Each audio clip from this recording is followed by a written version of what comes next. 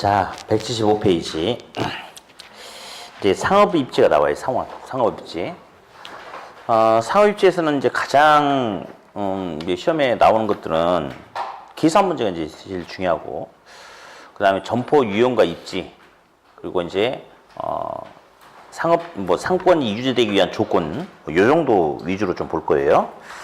자, 일단은 175페이지 맨 밑에, 동그라미 1번 체크 하나 정도만 해 놓으세요. 맨 밑에. 동그라미 2번도 한 장 넘겨서 체크만 하고요. 그냥 이건 읽어보셔도 되는 거니까 하고. 177페이지를 보면요. 그 상권의 획정기법이 있어요. 나온 적이 있어서 한번 보는데, 공간 독점법, 니은 시장 침투법, 디귿 분산 시장 접근법 이런 게 있는데, 요것도 그냥 가볍게 읽어보시는데, 이 중에 공간 독점법 이런 것은 이제, 예를 들어서, 롯데리아 햄버거 가게가 있는데, 롯데리아 본사에서는 기존에 이렇게 롯데리아가 있으면 반경 150m 이내에는 신규 점포를 안 내주도록 돼 있다. 이런 것들이 있죠. 그러면 그 일정 공간 내에서 독점적인 지위를 확보할 수 있지 않겠습니까? 그런 걸 갖다가 공간 독점법이라고 해요. 그래서 이것도 그냥 한번 읽어만 보시면 돼요. 읽어만. 네. 자, 이제 넘기셔가지고요. 크리스탈레 이제 중심지 이론이 나와요. 중심지 이론. 네. 그러면 이제 요거는 이제 시험에 좀 은근히 의미가 있으니까. 먼저, 저 하단부에 동그란 니은에 최소 요구치라는 게 있어요. 최소 요구치는 매장이 유지되기 위해서 필요로 하는 최소한의 요구치를 최소 요구치라고 그래요. 그래서 한번 읽어보니까, 최소 요구치 땡땡, 중심지 기능이 유지되기 위해 필요로 하는 최소한의 수요 규모를 말하며 매장의 규모, 유형, 질 등에 따라서 차이가 있다. 당연히 조그만 매장, 편의점은 있잖아요. 편의점은 임대료 싸요. 알바 쓰니까 인건비도 그렇게 많이 안 나간대. 그래서 한 달에 1,500만 원 정도만 팔려도 유지가 될 수 있대. 그럼 고객이 한 1,000명만 있는데 들어가도 괜찮대요. 근데 이마트는 인건비가 많이 나가잖아요. 임대료도 비싸고. 그러니까 한 달에 적어도 100억은 팔아야 된대. 그러려면 인구가 1,000명 있는데 들어가면 돼야 한대요. 적어도 한 15만 명 있는 이상 되는 곳에 들어가서 입지를 해야 되는 거 아니겠습니까? 예, 그런 거 말이에요. 그런 거. 그래서 당연히 최소 요구치는 매장의 유형, 규모 등에 따라서 차이가 있겠죠. 다음. 그 밑에 이제 재화의 도달 범위가 있을 거예요. 자, 재화의 도달 범위는 그 매장이 거기 있을 때 물건 사러 와줄 수 있는 사람들의 범위 내의 소비자를 말해요. 예, 예를 들어서 여기 이마트가 이렇게 들어갔는데 이마트가 그러면 재화의 도달 범위 이런 식으로. 그래서 이마트라는 물건으로 이마트라는 매장이 생겼을 때 이마트라는 이 매장으로 물건을 사러 와줄 수 있는 사람들의 범위 내의 소비자를 재화의 도달 범위다라고 하는데 그 밑에 기출지문 한번 보니까 재화의 도달 범위는 중심지 활동이 제공되는 공간적 한계로 한계란 건요. 더 이상 없다 이거예요. 끝. 중심지로부터 어느 기능에 대한 수요가 1이 되는 지점까지 거리. 더 이상 올 수 있는 소비자가 없는 거리래요. 그러면 1이겠어요? 0이겠어요? 없다. 0. 그래서 1이 아니고 0. 더 이상 없을 때까지를 말해요. 그래서 예전에 그게 한번 나온 적이 있었고요. 다음. 리을. 그 다음에 리을 좀 보시면 되는데 중심지 성립 조건 여기 주목하세요. 이마트가 입점하려면 적어도 고객이 한 15만 명 정도는 돼야 된다. 이게 최소 요구치야. 근데 이마트가 여기 입점했을 때 이 공간 내에서 이마트로 물건 사러 갈 사람이 10만 명밖에 안 된대. 즉 최소 요구치보다 재화의 도달 범위가 더 작대요. 중심지 기능 성립될 수 있어요? 없어요? 없죠. 안 됩니다. 20만 명이면 가능합니까? 가능하겠죠? 따라서 매장이 유지되려면 누가 더 커야 돼? 재화의 도달 범위하고 최소 요구치하고 누가 더? 재화의 도달 범위가 더 커야 된다. 이렇게. 네. 다음에 이제 179페이지 동그라미 2번에 요거는 그냥 가볍게 한번 읽으세요. 요즘에는 좀 거의 언급 잘 안 해요. 근데 이 요지가 또 이제 뭐가 있냐면 그냥 한번 들어봅시다. 저차 중심지일수록 지역 내에서 숫자가 많고 중차원, 고차원으로 갈수록 수가 점점 감소하는 피라미드 구조를 띄고 있다 이런 말인데 그냥 흘려들어도 괜찮아요. 우리 동네 보니까 조그만 편의점 조그만 구멍가게가 있어요. 저차 중심지라고 하기에 저차 중심지. 근데 동네 보면 우리 강의실 한 2배, 3배 정도 되는 제법 큰 마트가 또 있어요. 그건 이제 중차원 중심지라고 그래. 이마트, 롯데마트 이런 것은 고차 중심지라고 합시다. 우리 지역 내에서 저차 중심지는 지역 내에서 수가 많아요, 적어요? 많죠. 그리고 조그만 것도 나타나잖아요. 그래서 저차 중심지는 중심지 숫자도 많고 중심지 간의 거리가 가깝다라고 이야기해요. 왜냐하면 많은 품목을 취급하지 않으니까 그냥 소자본으로도 들어갈 수 있는 거 아니에요. 그러니까 군데군데 다 들어가 있는 거야. 근데 차원이 크면 클수록 매장 규모가 커지죠. 그죠? 그래서 저차 중심지 수가 많은데 중차원, 고차원으로 갈수록 중심 수가 점점 커진다, 작아진다. 점점 감소하는 무슨 구조를 띠고 있다. 피라미드 구조를 띠고 있다. 뭐 그렇게 이야기합니다. 이렇게. 어디 우리 기출문제점 밑에 거 한번 해볼까요? 자, 옳은 것을 모두 고르래요. 모두. 어디 기억. 중심지는 땡땡. 각종 재화와 서비스 공급 기능이 집중되어 배우지에 재화와 서비스를 공급이 배우지가 시장입니다. 배추지로 잘못 나왔네. 서비스 공급 기능이 집중되어 배우지의 재화와 서비스를 공급하는 지역이다. 맞는데요. 중심지는 별로 의미 없이 나와요. 그냥 뭐 이렇게 재화 및 서비스를 공급하는 공간 뭐 됐고요. 도달범위. 이 도달범위가 재화의 도달범위예요. 자, 도달범위 땡땡. 중심지 활동이 제공되는 공간적 한계로 중심지로부터 어느 기능에 대한 수요가 1이 되는 지점까지 거리? 더 이상 없는 0. 틀렸죠? 네. 최소 요구치 땡땡. 중심지 기능이 유지되기 위한 최소한의 수요 요구 규모. 내가 여기 매장에 들어가면 최소한 수요자가 어느 정도 돼야지 내가 유지가 될 수 있다. 그걸 최소 요구치라고 하는 거죠. 최소 요구 범위, 판매자가 정상 이윤을 얻는 만큼의 충분한 소비자를 포함하는 경계까지 거리. 이렇게. 그래서 틀린 것은 하나만 틀렸죠. 니은. 예. 틀렸으니까 맞는 것은 기억, 디귿, 니을 해가지고 4번이 되거든요. 예. 다음에 이제 180페이지 삭제시켜, 이거 보지 마세요, 다. 181페이지도 그림까지는 다 보지 마세요. 삭제입니다, 삭제. 그리고, 방가루 4번에 동그라미 2번, 4번 체크해 놓고요. 2번, 4번. 우리 그때 안 하신 분들 있잖아요. 2번, 3번 체크하세요. 자, 그리고 2번 있잖아요. 고전적 상업 입지 이론이래. 그럼 아까도 우리 지대 이론 이런 거 배웠잖아요. 옛날하고 지금하고 사람의 숫자가 많이 달라졌죠. 그럼 아무튼 고전적 상업 입지 이론은 상품의 혼재를 특징으로 하는 대형 할인점의 입지나 유사 경쟁 점포들이 서로 도심에 인접해 있는 경우를 옛날이니까 잘 설명할까 못할까요? 잘 못했겠죠? 그렇죠? 그렇게. 옛날 나온 상권 이론은 교통이란 거에 대해서 상업 활동이 어떻게 이루어지는지 이것도 설명을 잘 못했겠죠. 그렇죠? 저 오늘 아침에 4시 반에 일어났어요. 4시 반에. 4시 반에 일어나가지고 버스 타고 여기까지 왔어요. 예. 그러니까 엄청나게 긴 시간을 왔어요. 예. 근데 이제 기차를 타야 되는데 뭐가 잘못돼가지고 기차를 오늘 못 타고 왔는데 아무튼 이제 이 버스 타고 올려고 하면 여기까지 오면 되게 시간 많이 걸리거든요. 한 5시간. 총 준비하는 시간까지 한 5시간 걸리나 보다. 그러니까 여러분들 월요일날은 열심히 수업 들으셔야 돼. 힘들어 죽겠어요. 아주. 근데 기차를 타고 오면 집에서 여기까지 도착하는데 최 2시간이 좀 안 걸리는 것 같아요. 예, 아무튼 그래요. 그러니까 이제 지금은 이런 어떤 교통 이런 것들이 굉장히 중요하지만 옛날에 나온 이론들은 그런 걸 제대로 설명 못 했겠죠. 당연히. 그죠? 그다음에 3번도 그냥 체크해놓고 읽어보시고요. 자, 이제 182페이지 보면 허프의 중심지 이론이 나와요. 근데 이제 그 반가로 1번에 보니까 허프와 크리스탈의 중심지 이론에서 자, 이제 일단 이거 하나 써놓으세요. 허거 허미라고 이렇게 체크해 놓으시고, 예. 자, 허프라는 사람이 있어요.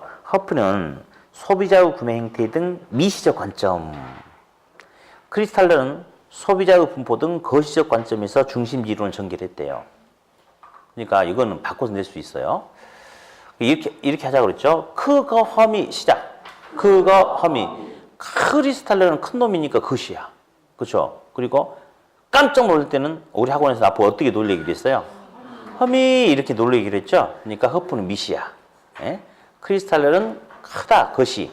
흠이 했으니까 허프는 미시, 그 정도만. 네. 자, 이제부터 본 게임 들어갑니다. 이제부터 계산 문제. 이제 계산기도 옆에 두시고 하셔야 되겠죠. 계산기도 옆에 놔두고. 자, 이제 레일리의 소매 인력 법칙, 그리고 허프의 확률 모형, 막 등등등 이제 막 나올 거 이제 계산 문제가. 자, 일단은 어디 레일리라는 사람은 뉴턴의 만유 인력 법칙을 응용해 가지고 상권 이론에 적용을 했거든요. 그래서 일단 동그라미 2번 체크. 중간에 동그라미 2번 체크하고 바로 밑에 파란색 박스 있죠. 별표 칩니다. 유인력은, 고객을 끌어당길 수 있는 유인력은 질량의 비례하고 거리 제곱의 반비례. 자, 한번 이제 봅시다. 칠판 봐요. 자, 이제 상권. 자, 먼저 봅니다. 굳이 레일리 뭐 이런 거 안 써도 괜찮아요. 네. 어차피 계산은 똑같이 가는 거니까. 자, 사람을 끌어당길 수 있는 유인력은 뭐라고 나왔냐면 질량에 뭐하고 질량에 비례하고 거리의 제곱에 반비례한다라고 이렇게 나와 있어요. 자, 그럼 잠깐만요. 이제 우리 뉴턴의 만유인력 법칙에 들어갔을 거예요. 예, 뉴턴이 사과나무 밑에 있었는데 사과가 나무에서 분리되는 순간 공중으로 날아가지 않고 땅으로 툭 떨어지더라. 예. 왜 그런가 봤더니 지구 중심에는 물체를 끌어당기는 인력이 있다. 뭐 그거 아니겠습니까? 똑같대요. 똑같대. 그래서 매장이 소비자를 끌어당길 수 있는 힘은 저렇답니다. 일단 질량이 크기죠. 크기. 사이즈. 비례, 반비례. 자, 일단 이거 한번 해볼까요? 2분의 A는 3이야. A가 얼마일까요? 6이겠죠. 6. 그렇죠. 2분의 6은 3이래요. 분자가 12로 커지면 이거 6으로 커지나? 너도 커지고 나도 커지면 우리는 비례야. 비례. 그러면 결국 비례는 뭘 말하냐면 분자를 말하는 거예요. 비를 뭘 말한다? 분자. 다음. 이번에는 자 2분의 6은 3이잖아요. 그렇죠? 근데 분모가 3으로 커진대. 그러면 결과치는 2로 작아지겠습니까? 그렇죠? 너는 커지는데 나는 작아진다. 우리는 반비례야. 반비례. 그래서 자 비례는 뭘 말한다? 분자. 반비례는 분모를 말해. 분모. 그래서 요 문장을 그대로 옮겨서 써보면요. 분수식으로 써보면 어떻게 되냐면 고객에 대한 유인력은 질량에 비례하고 거리의 제곱에 반비례한다라고 이렇게 이야기를 하는데요. 자, 볼게요. 질량 크기의 크기. 근데 크기에 두 가지 표현으로 나와요. 자, 매장의 크기는 매장의 면적이에요. 면적. 매장의 크기는 뭐라고요? 면적. 다음, 도시의 크기는 인구수로 따지는 거예요. 인구수. 예. 그러니까 가장 대표적인 예로 인근에 있는 화성시 있죠. 화성시 땅덩어리 면적만 놓고 본다면 서울시보다 더 크잖아요. 화성시가. 그죠? 더 커 화성시가. 근데 인구는 서울시에 더 많잖아. 그러니까 서울시가 더 큰 도시라고 하지 않습니까? 그렇게. 네. 다음. 여기서 이 제곱이라는 숫자가 있는데 이건 그냥 듣고 넘기세요. 이 제곱은 거리 마찰 계수라고 그래. 거리 마찰 계수. 그냥 들으세요. 뭐냐면 소비자가 거리에 대해서 느끼는 거리에 대한 거부감이에요. 요건 아예 시험 문제에서 줍니다. 숫자를. 그러니까 뭐 거리 마찰 계수를 2로 주면 2고 0으로 주면 0이고 막 그렇게 하면 되는 거예요. 그냥. 예, 됐고요. 자, 아무튼 이제 요거 가지고 풀어 나가는 거예요. 요거 가지고. 계산 문제가 나오는데 일단 기본 계산 요겁니다. 자, 어디? 여기다 쓸까요? 동전이 있어요. 동전은 몇 가지 면이 있을까요? 세 가지 면이죠, 사실은. 앞면, 뒷면, 옆면. 그렇잖아요, 사실은. 근데 동전을 던지면 나올 수 있는 가능성은 두 가지죠. 물론 이제 신기 내린 무당 같은 게 던지면 뭐 동전이 서버릴 수도 있겠으나 보통 사람이 동전을 던지면 동전은 앞면 아니면 뒷면 아니겠어요? 그랬을 때 동전의 앞면이 나올 확률은 우리가 2분의 1이라고 하는 거죠? 그렇죠. 앞면이 나올 확률은 2분의 1이다. 왜 2분의 1이냐? 확률에서 분모가 의미하는 것은 사건의 경우의 수다. 동전을 던지면 앞면이 나타날 수 있는 경우와 뒷면이 나타날 수 있는 경우 두 가지가 있다. 둘 중에 앞면이 나타날 수 있는 경우 한 가지를 말하기 때문에 동전을 던졌을 때 동전의 앞면이 나올 확률은 2분의 1이다. 그렇게 이야기하죠. 요 논리만 딱 가지면 어떤 문제든지 다 여기다 집어넣어가지고 풀면 되는 거거든요. 어디 이제 기출문제가 하나 처음에 나왔는데 뭐 막 풀기가 좀 약간 숫자가 부담스러우니까 숫자를 좀 편한 숫자로 일단 바꿔서 먼저 맛 좀 먼저 보고. 자, 여기 잠깐 주목할게요. C도시에 소비자가 있는데 해볼게요. A 매장이 있고 B 매장이 있답니다. 그랬을 때 A 매장까지 거리는 2km, B 매장까지 거리는 3km.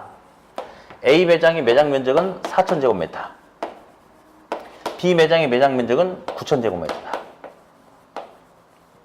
자, 이렇게 했을 때 거리 마찰기에서 2일 때 C에 있는 소비자가 A로 몇 프로 가겠는가? A로 구매하러 갈 수 있는 확률을 계산해보자. 아까처럼 하면 돼요. 동전. 자, 어디? 소비자는 A로 갈 수 있는 확률을 계산해 봅시다.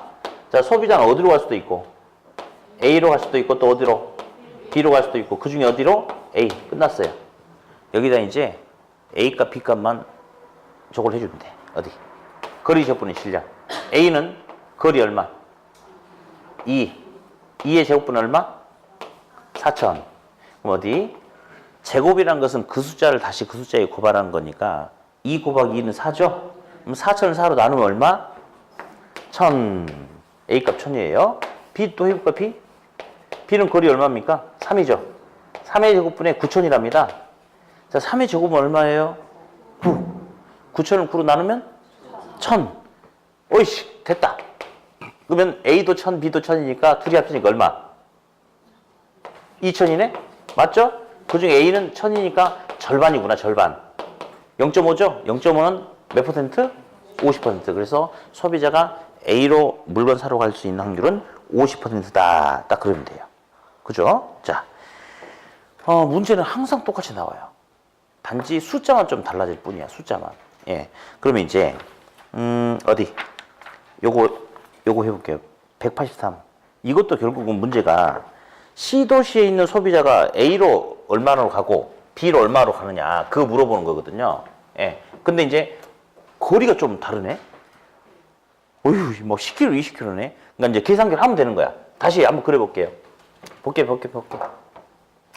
C도시에 있는 소비자가 자 A 도시는 거리가 10km입니까? 그렇죠? 인구가 7만 명이 있죠? 7만 명? 700명? 7만 명. 7만 명? 왜 뭐라고 그랬어요? B도시는 인구가 42만 명이죠? 거리는 몇 킬로? 똑같아. 근데 이제 숫자가 좀 커졌네? 커지는 것은 계산기가 다 알아서 해주는 거예요. 아까랑 똑같이 그러면 우리 A로 가는 경우 한번 찾아보자. 소비자는 어디로 갈 수도 있고 A로 갈 수도 있고 어디로? B로 갈 수도 있고 그 중에 어디? A. 자, A 값 10의 제곱이야. 10의 제곱분에 7만이죠? 계산기 쓰면 돼요. 예. 자, 10의 제곱은 얼마? 100이죠. 10에다 10을 곱하니까 100. 그럼 7만을 100으로 나누면 700이 돼요. 왜냐면 100은 계산기 무조건 쓰세요. 계산기 쓰시면 돼. 예. 자, 700 나누기 100 쳐보면 7만 나누기 100 쳐보면 700이 됩니다. 네, 그렇죠. 다음 B값 해볼게요. B값은 B는 20이네. 20의 제곱분에 얼마? 42만. 그러면 20의 제곱은 400이잖아요. 20 곱하기 20이니까. 그러면 42만 나누기 200, 400 쳐봐요. 그러니까 계산은 계산기가 하는 거야. 우리는 그냥 숫자만 눌러주는 거죠. 1050이에요. 1050 됐어요. 그러면 이 두 개 더하는 거 이제 아까처럼 자, 두 개 더하면 1750이거든요. 그러면 A 값이 700이죠? 그러면 700 나누기 1750 쳐보면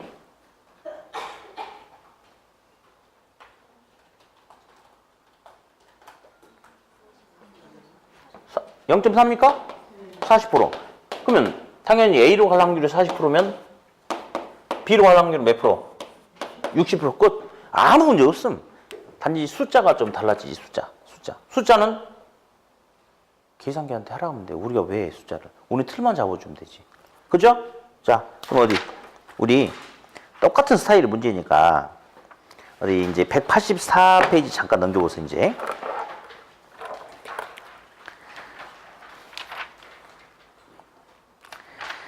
이제 방금 전에는 이제 레일레이 이론을 받고 그다음에 지금 허프의 이론이 나와요. 근데 사실은 레일레이 이론과 허프의 이론이 뭔가 차이가 있어요. 근데 우리 시험에는 그런 거 안 물어보대요. 그래서 아예 이야기도 안 하려고 아예. 어차피 계산은 똑같이 하는 거니까 대신에 하나만 체크할게요. 반가루 2번 이론의 전개에서 동그라미 1번 있어요. 체크. 반가루 2번 동그라미 1번. 레일레이 이론이 물리적 거리에 의해서 유인력이 결정되는 결정론적 접근이라면 허프의 확률 모형은 시간 거리를 고려한 유인력이 결정되는 확률론적 관점에서 접근하였다. 이렇게. 됐죠? 그리고 제가 딱 이 답을 다 물어버릴래요. 왜냐면 사실 이거 가지고 정확하게 이게 학교라면 이게 설명을 해줘야 돼. 이런 차이가 있고 뭐가 있고 배경이 어쩌고. 근데 전혀 우리는 학원이기 때문에 시험에서 그런 거 요구하지도 않아. 계산도 똑같아. 자, 여기 185페이지 있는 거 있잖아요. 똑같아. 한번 볼게요. C도시 인근에 A, B 두 개의 할인점이 있다. 허프의 상권 분석 모형을 적용할 경우에 B 할인점의 이용 고객 수는 얼마냐? 거리 마찰 계수가 2고 도시 60%가 할인점을 이용한다. 수도. 그럼 먼저 할 일이 있어요. C도시 인구가 얼마래요? 30만 전체가 고객이 아니네? 그 중에 60%만이 이용한다고 그랬죠? 그러면 63? 네, 18만 명으로 딱 바꿔놓고 가야 되겠죠? 그렇죠? 진짜 소비자는 몇만 명? 18만 명 갖고 이야기를 해야 되는 거, 이제는. 네. 그럼 한번 해보자. 똑같아, 아까랑. 똑같아. 어디? 소비자가 A로 갈 수도 있고, A로 갈 수 있는 확률을 알아보려면 A로 갈 수도 있고, B로 갈 수도 있고, 그 중에 A로 가는 거 알아보자. 자, 어디? 소비자가 A로 갈 수 있는 확률. 자, 어디? A 유인력 봅시다. A는 거리 얼마죠? 보니까. 10이죠? 10의 제곱분의 얼마? 5천? 자, 10의 제곱은 100이잖아요. 5천 나누기 100 쳐보면 동그라미 2개 빼면 되니까 50이거든요. 그러니까 근데 좀이라도 불편하면 무조건 계산기를 누르는 거야. 그냥 무조건 계산기 누르세요. 그럼 50 나옵니다. 50. 다음 B값이요. 거리 얼마예요? 20이죠. 20의 제곱분의 2만. 네. 20의 제곱은 20 곱하기 20이니까 400 아니겠어요? 2만 나누기 400 쳐보면 그것도 50이네. 어이! 둘이 똑같네. 그럼 절반이구만. 그렇죠? 예, 50 더하기 50은 100분의 50이니까 50%. 예. 소비자가 A로 갈 확률이 50%니까 답은 얼마? 9만 명 곱하기 아니 18만 명의 절반이 가는 거죠? 그러니까 얼마? 9만 명. 문제가 어떻게 나와도 똑같아. 문제 없음. 보세요. 다시. 동전을 던졌을 때 동전에 안 명이 나올 확률이 2분의 1이다. 이 논리 이해되잖아요. 그렇죠? 그리고 각자 가져다가 거리 제곱분의 질량만 넣어주면 되는 거예요. 아무 문제 없음. 예. 어디? 실제 시험 문제 기출문제 하나 더 풀어볼게요. 아니 여기 볼게요. 칠판. 또 해본 거 그냥. 자, C도시의 소비자가 이렇게 있는데 자, A 매장이 있고 B 매장이 있다고 하자. 근데 A 매장까지는 거리가 5분 걸린다. B 매장까지는 거리가 10분 걸린다. 10분. A 매장의 면적 1000제곱미터, B 매장의 면적 1000제곱미터다. 자, 그랬을 때 C 도시에 있는 소비자가 1000명이라면 이 중에 A 도시로 구매하러 갈 수 있는 소비자는 몇 명이냐? 단 시간 거리와 물리적 거리는 동일하다라고 취급하겠다. 그러면 5분이 그냥 5km고 10분이 그냥 10km다 똑같이 합니다. 자, 이것도 해봅시다. 소비자가 A로 갈 수 있는 경우만 찾으면 되는 거 아니에요? 그렇죠. 어디?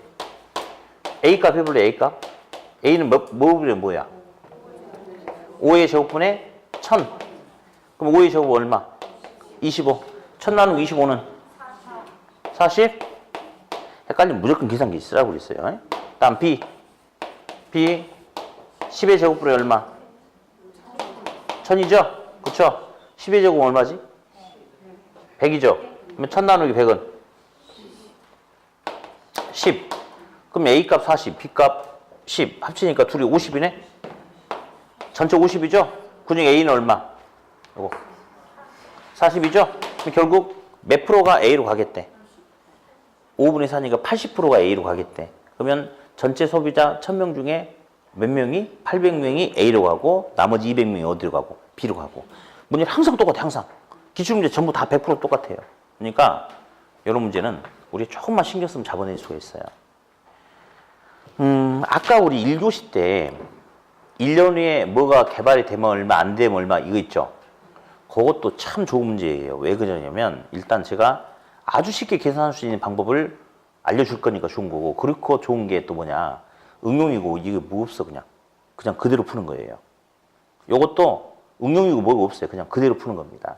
이게 진짜 안 좋은 문제는 내가 할 수 있을 것 같은데 뭔가 응용을 시키는 거 있어요. 그런 게 진짜 안 좋은 거고, 이런 거는 아주 좋은 문제죠. 예, 응용하지 않고 그대로 나오니까. 네. 자, 됐고 이제 185페이지 또 봅니다. 양가로 6번에 컨버스의 분기점 모형이 있어요. 분기점 모형. 자, 동그라미 2번. 컨버스라는 사람이 상권의 경계를 이야기했는데, 자, 컨버스에 의하면 상권의 경계는 두 매장의 규모가 동일하면 두 매장의 중간 지점에서 결정이 되고, 자, 밑줄. 두 매장의 규모가 다를 경우 규모가 어떤 방향? 작은 방향으로 이동해서 결정된다. 이제 실판 볼 거예요. 이제 상권의 경계를 가지고 이야기할 겁니다.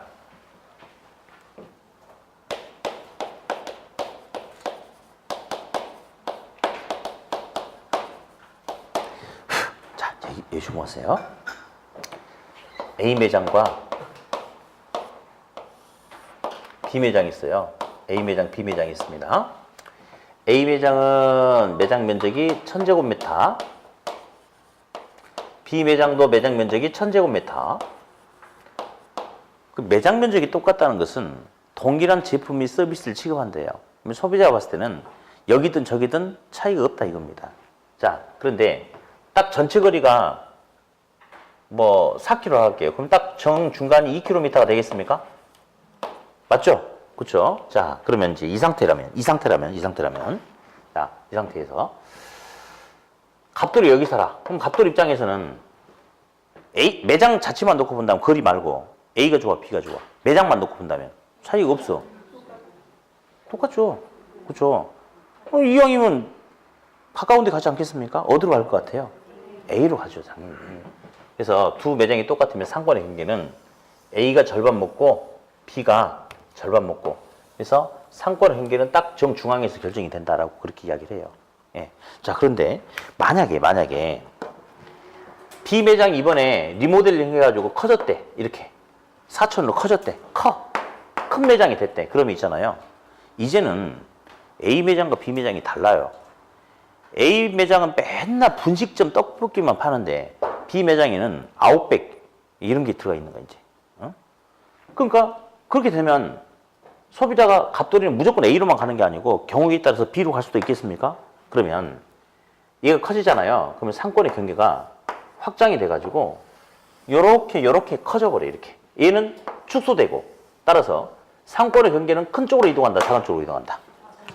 큰 놈이 영역을 확장하다 보면 작은 쪽까지 파고 들어가겠죠. 그래서 상권의 경계는 큰 쪽으로 이동, 작은 쪽으로 이동, 작은 방향으로 이동한다. 그렇게 이야기를 합니다. 넘기시고 이제 자, 이제 기사 문제를 풀 거예요. 주목하세요. 기사 문제 풀 건데 맨 상단에 그 파란색 박스 보이죠? 엄청 중요하죠, 그게. 예. 얼른 삭제시키세요, 삭제. 맨 위에 그 DA는 1 플러스 PA분의 P분 뭐 나온 거 있어, 공식. 뭐 그대로 알려줄까요? 근데 왜 삭제시키라면 안 시켜? 가만히 있어. 난 이런 거 삭제시키려면 얼른 좋다고 삭제하면 좋겠네. 자, 이제 볼게요. 루트 개념이 나와요, 루트. 루트 1은 1이에요. 근데 시험에 절대 나올 수가 없어요. 루트 2는 1.414 어쩌고저쩌고 해. 이것도 시험에 나올 수가 없어. 답이 안 떨어져. 루트 3도 못 나와. 루트 4 나와요. 얼마일까요? 2죠. 루트 그 다음에 얼마 나올까요? 예, 딱 이 두 가지만 나온다고 보시면 돼요. 두 가지만. 루트 4는 2, 루트 9는 3. 그렇죠? 자, 그러면 이제 예를 들어서 어디 A 매장이 있고 B 매장이 이렇게 있다. A 매장은 매장 면적이 1000제곱미터고 B 매장은 매장 면적이 9000제곱미터입니다. 근데 전체 거리가 전체 거리가 8km다라고 얘기합시다. A는 큰 거예요, 작은 거예요? A는 작은 거죠? 네, 작은 거죠. B는 큰 겁니까? 자, 요거는 말이죠. 이제 요거는 응용을 다양하게 시킬 수가 있어요. 근데 다양하게 시켜도 만약에 책에 있는 원래 있는 공식 가지고 쓰면 응용을 막 이렇게도 저렇게 시켜버리면 오히려 못 풀어버립니다. 그래서 무조건 앞으로 이렇게 할 거예요.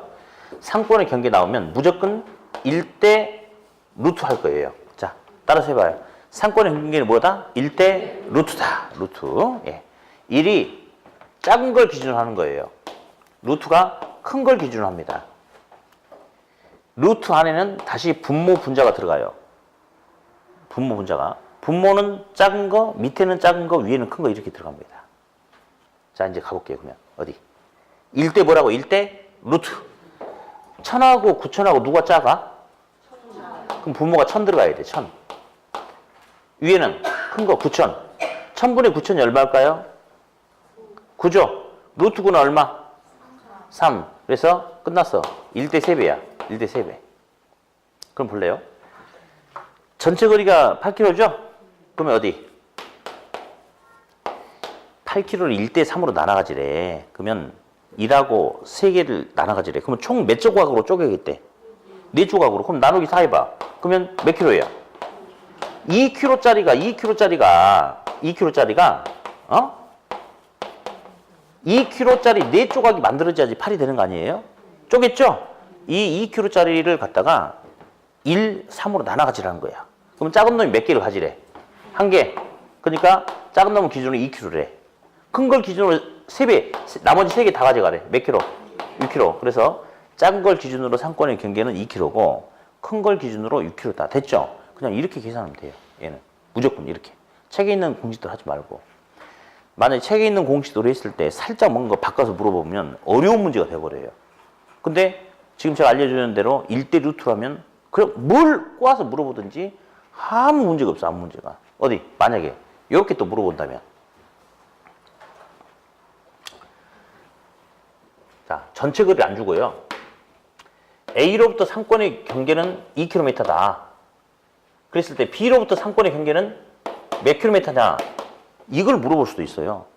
이거 책에 있는 공식대로 풀면 잘 안 풀려버립니다. 한번 해볼까요? 근데 우리는 무조건 1대 뭐라고 그랬대? 1대 루트 무조건 했죠? 그럼 루트 밑에는 1000, 위에는 9000이니까 루트 9는 3이죠? 1대 몇 배 됐어요? 3배. 그러면 더 쉽지 않나? 그럼 작은 거 기준으로 1이면 큰 걸 기준으로 3배니까 몇 킬로? 6킬로. 더 쉽네. 그죠? 이거 물어볼 수도 있어. 또 전체 거리를 안 주고 작은 걸 기준으로 2kg고 전체 거리가 얼마냐 이거 물어볼 수도 있어. 그러면 1대 3 했잖아. 작은 걸 기준으로 1이죠.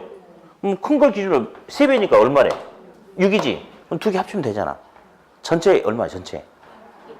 8. 됐죠?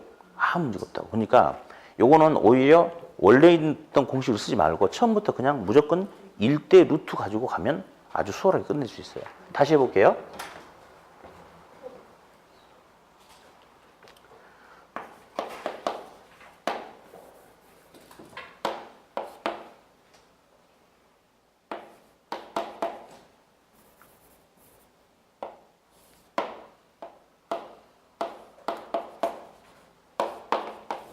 자, 1000, 4000 그랬을 때 B가 크죠? 큰 B로부터 상권의 거리가 6km라면 전체 거리가 얼마냐? 얼마야?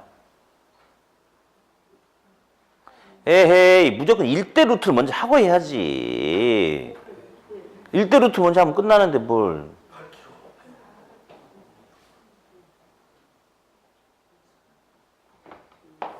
1대 1000분의 4000이죠?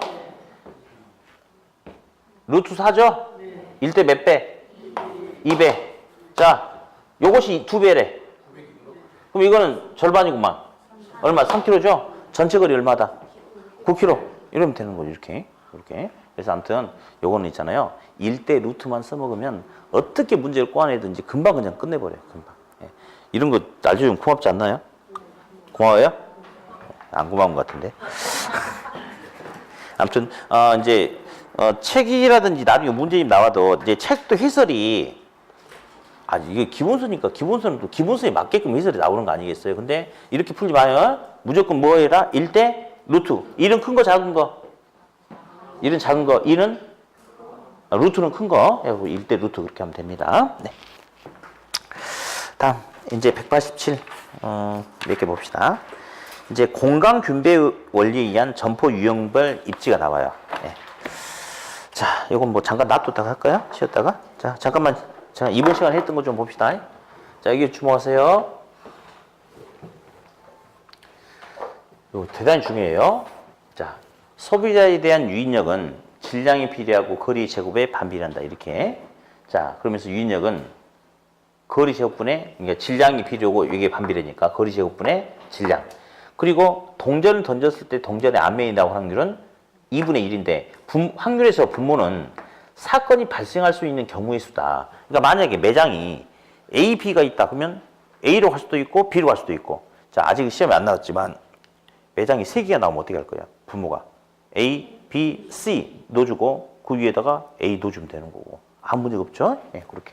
그리고 계산 문제는 아까 풀었던 것처럼 무조건 똑같이 나와. 무조건. 대신에 우리한테 제일 좋은 숫자는 2kg, 3kg. 2kg 있을 때는 2의 제곱은 4니까 매장 면적이 400이든 4000이든 이렇게 해서 딱딱 눈으로 봐도 이렇게 떨어지는 숫자가 과거에는 여러 번 나왔어요. 근데 그렇게 내기는 좀 그렇잖아. 그러니까 문제의 틀은 똑같지만 예, 숫자를 좀 크게 주는 거지. 그러니까 숫자만 좀 커버리면 또 이상하게 학생들이 좁은 학생들이 있어. 누가 자기한테 하라고 그랬나? 계산기를 누르면 되는 거 아니겠어요? 그러니까 숫자가 어떻게 크게 나와도 전혀 문제가 쫄 이유가 하나도 없어요. 누가 다 알아서 해주니까. 계산기가 다 알아서 해줄 거 아니겠어요? 그죠? 그래서 아무튼 문제 풀이 방식은 계속 똑같다는 거. 우리가 지금 책에 있는 것도 풀어왔고 책에 없는 것도 풀어왔죠? 그래서 아무튼 그렇게 풀면 되겠고요. 상권의 경계. 자, 어느 매장이 커지면 그 매장은 상권을 영역을 확대시켜. 그러면 상권의 경계는 큰 쪽으로 이동한다, 작은 쪽으로 이동한다. 작은 쪽으로 파고 들어가는 거죠? 예, 그렇죠. 네. 다음에 상권의 경계를 묻는 계산 문제 엄청 쉽죠? 1대 루트. 밑에는 작은 거, 위에는 큰 거. 예, 그래서 그냥 1대 루트 해주면 된다는 거. 어디 최악의 문제를 이런 문제를 한번 낼 수도 있어요. 한번 해볼까? 우리 어떤 문제를 낼 수도 있냐면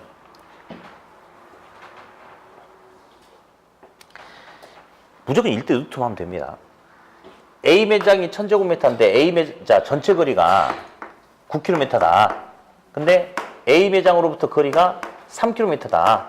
그랬을 때 이제는 B 매장의 매장 면적의 크기 얼마냐? 그러면 책에 있는 저 식대로 풀면 안 풀려버릴 거예요. 그러나 우리는 1대 뭐 하면 돼? 1대 루트 하면 끝나지. 뭐 이건 1대 루트가 바로 나왔네? 여기 3이고 전체 거리 6km면 9면 여기가 몇 킬로야? 1대 몇 배야? 1대 2배 끝났네. 1대 2배. 그죠? 끝났네. 그러면 2가 만들어지려면 루트 4가 돼야 될 거 아니에요. 그럼 밑에가 1000이니까 이건 얼마가 돼야 되겠어? 4000. 예, 이렇게 그냥 넣으면 된다는 거. 예, 이게 최악의 문제거든요. 그러니까 아무튼 요거는 무조건 1대 루트만 가지고 있으면 어떤 놈을 물어보든지 우리는 손쉽게 다 끝낼 수 있다. 1대 루트 그렇게. 네. 자, 그럼 휴식했다 마무리 정리하죠. 네.